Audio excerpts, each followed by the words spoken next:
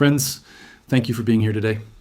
What if I told you that the absolute key to Canada's survival as an independent economic superpower in the 21st century has been hiding in plain sight, flowing quietly toward the top of our world? Are we prepared to let Washington, Moscow, and Beijing dictate the future of our sovereign northern frontier? Or will we finally awaken the sleeping giant in our own backyard and build the infrastructure to command our own destiny? For the last century, the paradigm of North American power was rigidly defined by a single horizontal axis. We were taught, almost by default, to look south. The geopolitical and economic reality of the globe was anchored by the industrial might of the United States and the heavily trafficked southern trade corridors that fed it. As a nation, Canada engineered its entire societal spine to accommodate this reality. But I'm here to tell you that the geopolitical axis of the Earth is shifting dramatically northward. And in this new, rapidly evolving global reality, it is Canada, not the United States, not Russia, and not China, that holds the ultimate geographic trump card. Let's take a moment to visualize the sheer scale of the asset we possess, because it is truly staggering. The Mackenzie River system is nothing short of a continental masterpiece. Stretching over 4,200 kilometers from the rugged interior of British Columbia all the way up to the Beaufort Sea, it drains 1.8 million square kilometers of land. To put that into perspective for you, that is roughly 20% of Canada's entire landmass. We are talking about a watershed that is larger than the nation of Iran, larger than the state of Alaska, and roughly comparable to the entirety of Mexico. When you look across the border, the United States loudly and endlessly boasts of the Mississippi River. The Mississippi system is the heavily engineered anchor of America's agricultural and industrial core. It links their interior directly to warm water global trade routes, and they never let the world forget it. Across the Atlantic, the Rhine, river whose basin is only 1/10 the size of the Mackenzie River, powers the entire industrial engine of Europe, surrounded by dense, thriving cities, deep-water ports, and deeply integrated canal networks. Yet, when we look at the Mackenzie, despite possessing the exact same, if not vastly greater, nation-building potential, it remains a quiet, almost entirely overlooked giant. Along its entire primary route from Great Slave Lake to the Arctic Ocean, it supports a population of fewer than 10,000 people. Think about that. There are no major port cities. There are no deep-water Arctic gateways fed by national rail lines. There is a profound, almost eerie lack of commercial cargo moving along its massive currents. So we have to ask ourselves, why does a G7 nation, possessing immense engineering pedigree and boundless natural wealth, leave its most powerful natural corridor unused? The answer to that question requires us to look in the mirror and confront a century of deeply ingrained U.S.-centric reliance. Breaking that habit is no longer optional. It is fundamentally a matter of our national survival. To really understand the stakes of this moment, we need to examine the anatomy of our own independence. The Mackenzie isn't just a body of water. It is a continental-scale vascular system that connects the resources of tomorrow into a single, cohesive corridor. Let's start with energy autonomy. This river system drains the Peace Athabasca subbasin, which includes northern Alberta and the Athabasca oil sands. We are talking about one of the largest hydrocarbon reserves on the planet, holding approximately 166 billion barrels of recoverable oil. Furthermore, the Mackenzie Delta itself sits atop massive world-class natural gas deposits right alongside the producing oil fields of Norman Wells that have been active since the 1920s. But, as we all know, the 21st century will not be built on hydrocarbons alone. The true vault of our future wealth lies in critical minerals. The Northwest Territories, drained directly by the Mackenzie, contain staggering deposits of gold, diamonds, tungsten, and rare earth elements. I want you to think about what those materials actually do. These are the exact components essential for high-tech manufacturing, advanced defense systems, and the global transition to green energy. Even more importantly to everyday Canadians, securing these supply chains internally protects the integrity of our sovereign healthcare infrastructure. It insulates our medical manufacturing and our technological independence from the whims of foreign markets. Right now, the global supply of these rare earth elements is precariously dominated by adversarial nations. And frankly, it is deeply influenced by the chaotic, unpredictable trade wars triggered by Washington. Add to this the immense hydropower potential generated by the river's massive elevation drops and the vast swathes of timber in the boreal forests, and you have a recipe for total self-sufficiency. In almost any other nation on Earth, a river that integrates oil, gas, critical minerals, timber, and hydro energy immediately becomes the heavily fortified backbone of a national economy. However, Canada has always approached resource development quite differently than our southern neighbors. While the American model often relies on loud, rapid, and historically chaotic boomtown extraction, leaving behind fractured communities and severe environmental degradation, Canada has the opportunity to utilize the Mackenzie with quiet power. We can execute measured, highly strategic, and environmentally sound development governed by the rule of law and rational long-term planning. But before we can build that future, we must first confront the ghosts of our infrastructure past. How did we get here? For over a century, Canada fell into a geographic trap, and we engineered our nation east-west along a very narrow southern corridor.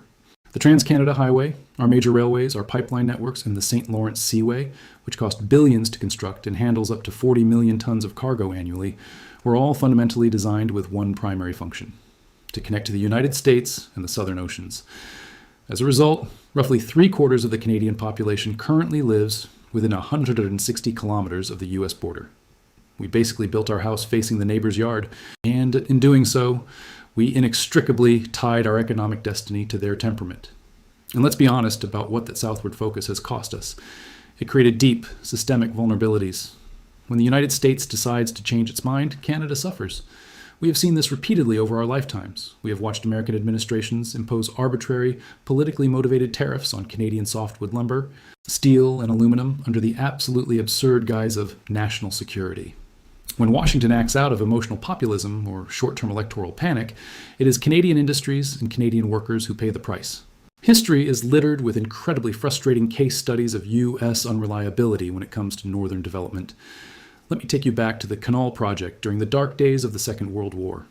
In 1942, acting out of sheer military desperation to fuel operations in Alaska, the U.S. military heavily pressured Canada to allow a pipeline from Norman Wells to Whitehorse. It was an incredibly ambitious project, costing roughly $134 million at the time, which is equivalent to billions today, and employing over 25,000 workers. Yet, the very moment the strategic urgency faded and it became marginally cheaper for the U.S. to ship oil by coastal tankers, they unilaterally abandoned the project.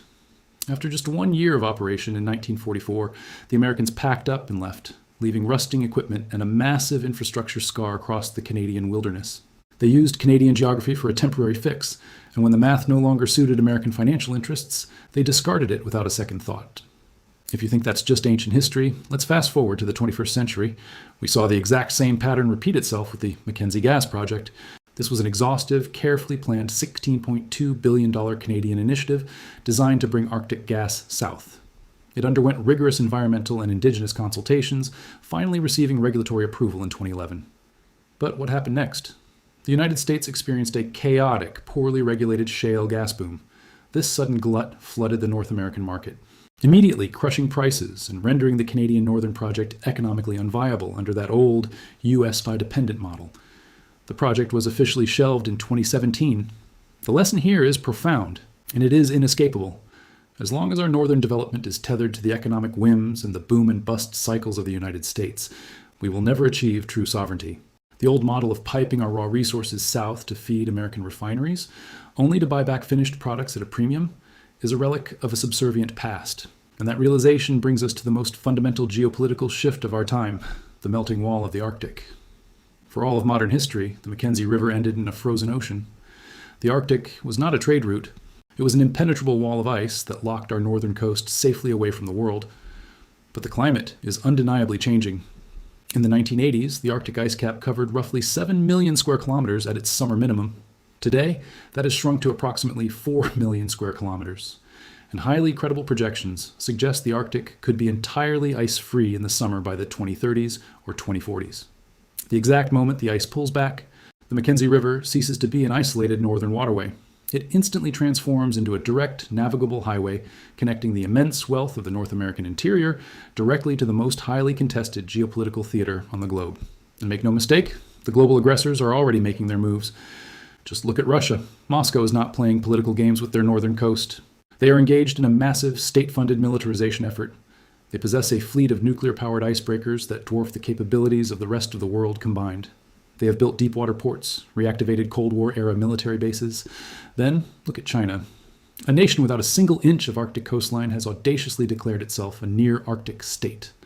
Beijing is utilizing pure financial leverage, pouring billions of dollars into northern resource projects, building their own icebreakers, and aggressively pushing their vision of what they call a polar Silk Road.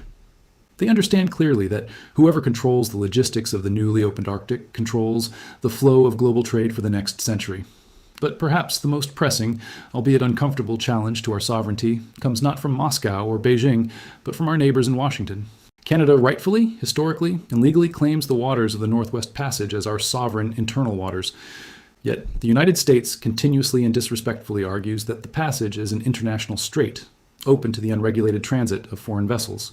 We cannot secure our borders through polite diplomatic speeches in Ottawa or by relying on historic alliances alone. American entitlement regarding maritime navigation is incredibly well documented, and they will absolutely push their vessels through our waters if they believe we lack the capability to stop them.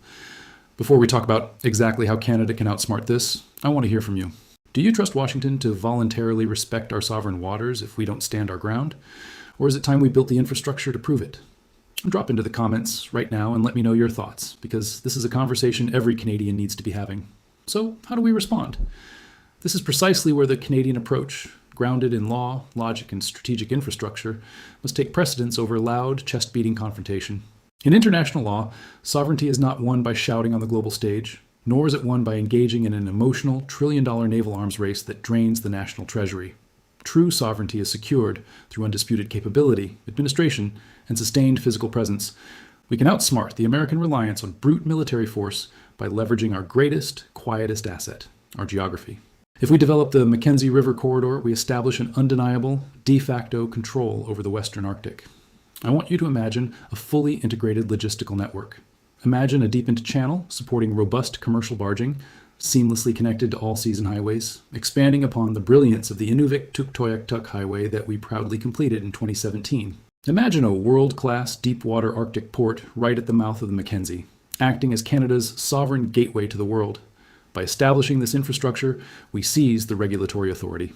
If a foreign vessel, whether it flies a Chinese, Russian, or American flag, transits our waters and suffers a catastrophic failure or causes an environmental spill in the Beaufort Sea, Canada must be the absolute only power equipped with the staging points, the equipment, and the logistics to respond.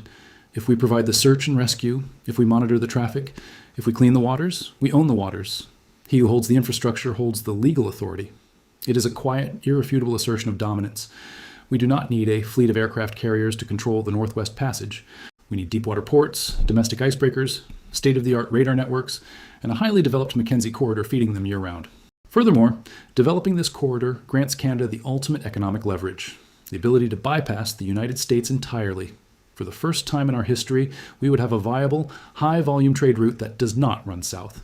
The critical minerals mined in the Northwest Territories, the energy harvested in the basin, the agricultural products from the prairies, all of it could move north, down the Mackenzie, and load onto ships destined directly for Asian or European markets. We completely remove the American middleman. We immunize our economy against the threat of arbitrary border tariffs. We stop negotiating from a position of reliance and start dictating terms from a position of profound geographic strength. Let me paint a picture for you of what this actually looks like in practice, because this is not just abstract geopolitical theory. This is about the very real, day-to-day economic survival of our provinces and the legacy we are leaving for our grandchildren. Think about our agricultural heartland. For decades, our farmers in Saskatchewan and Alberta have been held hostage by a massive logistical bottleneck. They rely on incredibly congested east-west rail lines, and they are constantly at the mercy of unpredictable American tariffs or crippling labor disputes at southern and western ports. Now, imagine a reality where those world-class agricultural products, along with the potash and the ethical energy produced in the prairies, move efficiently straight up a modernized Mackenzie corridor. Imagine them being loaded onto specialized, ice-strengthened cargo vessels at a sovereign, deep-water port in Tuktoyaktuk, destined directly for the massive, hungry markets of Asia and Europe. We bypass the congested southern routes entirely. We completely eliminate the threat of Washington holding our exports hostage to score cheap political points during an election year. If you believe it's time for Canada to stop relying on the U.S. and start building our own sovereign path to the world, please take a second to hit that subscribe button. It ensures we can keep bringing you these deep, data-driven dives into our nation's true geopolitical potential. And let's be absolutely clear about how we build this. We are not going to replicate the chaotic, destructive, and exploitative resource rushes that defined American expansion. We are going to do this the Canadian way. That means forging genuine, equitable partnerships with the Indigenous communities who have called the Mackenzie Basin home for millennia. The future of Northern development cannot be dictated by Wall Street executives looking for a quick, quarterly profit. It must be driven by cooperative, long-term agreements where the economic benefits, the jobs, and the infrastructure remain right here in Canada, lifting up northern communities rather than simply extracting their wealth and leaving them with the environmental bill. This is about applying our deeply held values of the rule of law, environmental stewardship, and mutual respect to the greatest engineering challenge of our time. But I want you to seriously consider the terrifying alternative. What happens if we just sit on our hands? What happens if we continue to let the Mackenzie remain nothing more than a quiet, unused line on a map? I will tell you exactly what happens. In less than a decade, as the summer ice clears, we will start seeing heavily flagged foreign commercial vessels, Chinese cargo ships, Russian tankers, and American Coast Guard cutters, routinely navigating the waters of our Arctic archipelago. And then the inevitable happens. A vessel runs aground or suffers a catastrophic mechanical failure, or worse, begins leaking toxic fuel into the pristine waters of the Beaufort Sea. Because we refuse to build the staging points along the Mackenzie, because we lack a deep water port and a sufficient fleet of domestic icebreakers, we will be forced to stand on the sidelines. We will have to watch, humiliated, as an American Coast Guard vessel swoops into our internal waters to manage the crisis. Friends, make no mistake. The exact moment we are forced to rely on an American ship to execute a rescue or an environmental cleanup in our own waters, we have functionally surrendered our sovereignty. We will have handed Washington the only legal argument they need to permanently classify the Northwest Passage as an international strait. Our sovereignty will not be lost in a war. It will be lost through our own bureaucratic apathy. Now, are there immense challenges to making this a reality? Absolutely. The winters up there are brutal. The Mackenzie freezes for 6 to 7 months of the year. The permafrost creates severe engineering nightmares, causing roads to buckle and foundations to crack if not handled correctly. The distances are vast, and the costs of northern construction are admittedly astronomical. But let us be perfectly clear. Ice, permafrost, and distance are not reasons to surrender our sovereignty. They are simply engineering problems. And if there is one thing Canadians have proven over the last century, it is that we are a nation of unparalleled builders. We punched a railway through the impenetrable granite of the Canadian Shield and the soaring peaks of the Rockies to unite this country. We engineered the massive St. Lawrence Seaway to tame a wild river system. The technical challenges of the Mackenzie Valley are absolutely not beyond us. What has been lacking is the political will and the strategic vision to look north instead of south. The failures of the 20th century, the Canal Project, the stalled pipelines, were measured against the economics of a different era, an era where the Arctic was a frozen wall, and our subservience to the American market was accepted as a permanent, unchangeable reality. That era is over. We are standing at the precipice of a generational choice. The 20th century was defined by our ability to survive and prosper next to an American giant. But the 21st century must be about Canada stepping out of that shadow and into its own quiet, unshakable power. To leave the Mackenzie River undeveloped is to treat an organ vital to our national survival as if it were an expendable appendage. It is an open invitation to foreign powers to dictate the terms of our own geography. Developing the Mackenzie River is no longer just a northern infrastructure project. It is the ultimate declaration of Canadian independence. It is a total rejection of vulnerability and a profound commitment to self-reliance. By turning our greatest river into the backbone of a new northern economy, we ensure that Canada does not merely react to the chaotic, emotionally driven geopolitics of the world, but stands firmly above them, calm, prosperous, self-sufficient, and legally resolute. We can be the sovereign architect of the global future, commanding our own destiny right from the top of the world. The sleeping giant is ready, friends. It is time we put it to work. If you agree that it's time for Canada to claim its northern destiny, hit the like button, subscribe to the channel, and share this video with a fellow Canadian who needs to hear it. Let me know in the comments what you think our very first step should be. Thank you for your time, and I'll see you in the next analysis.